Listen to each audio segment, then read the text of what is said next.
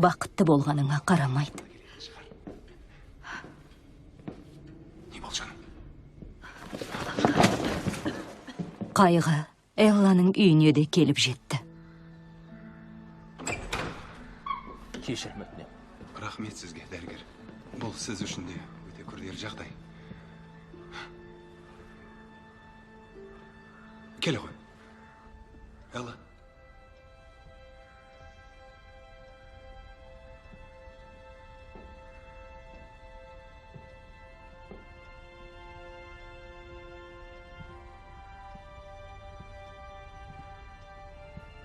Элла, қымбаттым. Саған бір құпияның сырын ашайын. Бұл құпияны білсең, сен өмірдегі кез келген қиындықтарды жеңе аласың. Оны ешқашан ұмытпа. Әрдайым қайсар, мейірімді бол. Сенің шынашағыңдағы мейірбандықты басқалардың тұла бойынан іздеп таба алмайсың. Мейірім бұл ұлы күш. Сен тіпті елестете алмайсың. Бұл нағыз сиқыр. Сиқыр? Дәл өзі. Қайсар әрі мейірімді бол, балапаным. Уәде бересің бе? Уәде беремін. Жақсы. Өте жақсы. Қымбаттым. Ал енді мен көп ұзамай кетем, жаным. Өтінем, кешір мені. Әрине, мен сені кешіремін.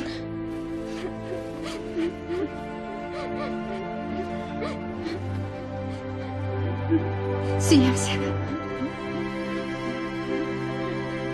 Жақсы көрем. Жақсы көрем сендерді.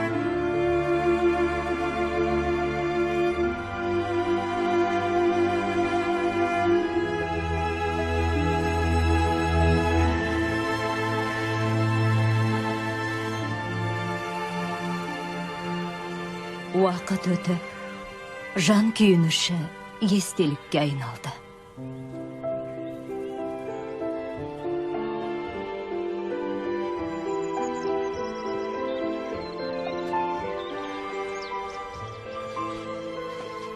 Бірақ Элланың жан дүниесі өзгермеді.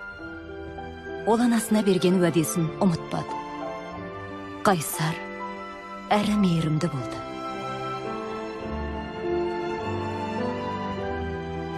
Әкесі болашақтан үмітін үзбеді. Бұдан да жақсы өмірге сенді. Мені қатты қуантты. Үйге оралғанда, әйелім екеуміз қосылып ән шырқадық. Сол мезетте менен бақытты адам болмаған шығар. Болуы мүмкін емес. Кітап осы сөзбен аяқталады. Хикаяның сәтті аяқталғаны қандай жақсы.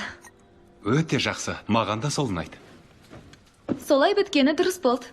Элла, маған бір ой келді. Осы өмірдің бір жаңа парағын ашсақ қайтеді. Қандай парағын? Есімде ме, сапарларымның бірінде Фрэнсис Тремейн мырзамен танысқаным? Иә, есімде. Мата гильдиясының басшысы ғой, Болған.